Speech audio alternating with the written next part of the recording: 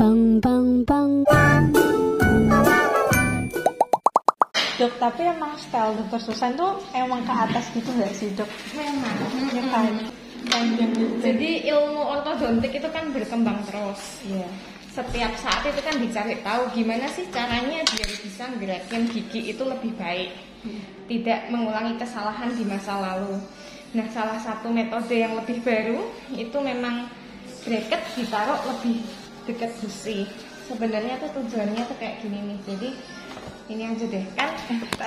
Jadi gigi manusia yang kelihatan di mulut itu kan sebenarnya cuma bagian putihnya. Iya. Tapi sebenarnya gigi manusia itu kan lebih panjang. Jadi ada akar gigi yang mungkin panjangnya itu 2 kali lipat dari mahkota giginya. Jadi analoginya misalkan pulpen ini ya. Jadi cuma bagian tutupnya aja nih yang kelihatan, yang lain di dalam tulang. Nah, padahal kita kalau gerakin gigi itu kan kalau gerakin bagian putihnya, bagian akarnya kan nggak bisa kita kontrol. Yeah. Kalau masang bracketnya di paling ujung, itu misalkan giginya kita mundurin, itu pasti akarnya,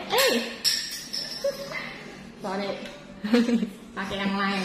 Akarnya bakalan bergerak ke arah sebaliknya. Makanya kan ini ilmu fisika banget sih. Jadi kenapa kok akhirnya dinaikin ke atas? Salah satu penyebabnya adalah supaya bisa kita dapat kontrol sama akar yang di dalam tulang. Jadi kalau misalkan kita tariknya dari sini, harapannya tuh akarnya ikut bergeraknya tuh barengan. Kalau kita tariknya dari paling ujung, akarnya jadi maju ke depan. Makanya mungkin banyak teman-teman yang habis dibehel giginya tuh kok jadi kayak masuk bungkuk ke dalam. Terus yang atas kelihatan putih itu ya dok. Akarnya jadi pada nonjol keluar itu gara-gara kurang bisa dikontrol kalau bracket itu ditaruh di paling ujung. Itu salah satu. Tapi bukan berarti nggak bisa bagus kalau bracket itu ditaruh di paling ujung. Cuman menurutku kontrolnya lebih sulit. Maksudnya kontrol itu bukan pasien datang kontrol, tapi kayak gimana kita mengendalikan pergerakan gigi. Seberapa banyak kita bisa mengendalikan gigi.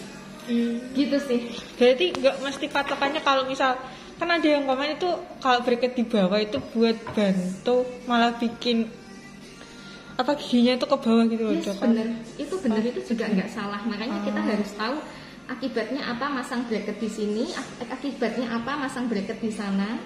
Jadi kita bisa antisipasi waktu gerakin gigi supaya sesuai dengan maunya kita. Jadi nggak sesimpel itu.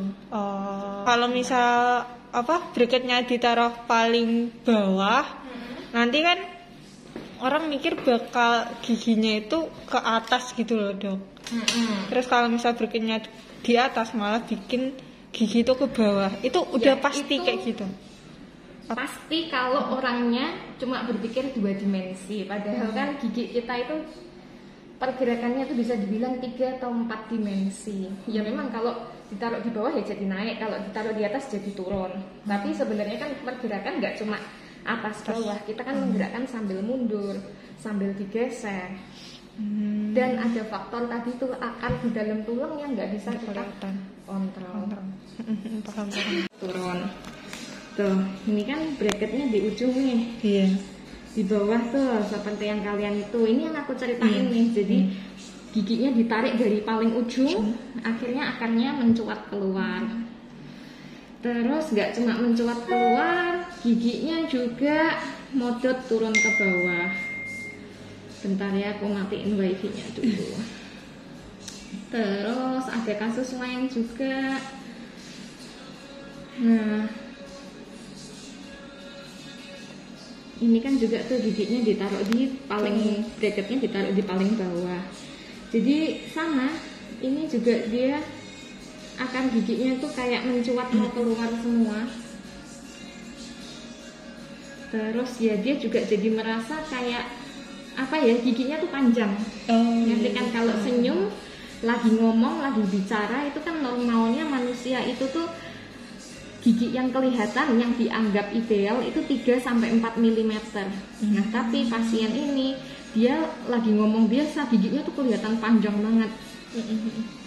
Itu juga bisa akibat dari cara pemasangan bracket sama menggerakkan gigi yang nggak terkontrol. Oke. Singkatnya gara-gara di bracket. Jadi makanya sebenarnya ilmu bracket itu nggak semudah itu. Kalau diturun nanti bijinya naik, kalau di atas nanti bijinya mudek, nggak segampang itu. Jadi ilmunya tuh luas banget sebenarnya. Tapi nggak, maksudnya ada kan dok emang dokter yang posisinya kayak gini? Yes, dan ada yang hasilnya bagus juga ada. Jadi tergantung tangan dokternya sendiri juga mau menggerakkan giginya itu gimana. Nggak selalu, oh berarti ini salah, itu enggak. Ini juga bisa berhasil bagus, hasilnya juga bisa bagus. Tergantung case by case-nya juga. Oke. Gitu. Aku ambil foto wajahmu juga ya. Oh iya dok. Buat tahu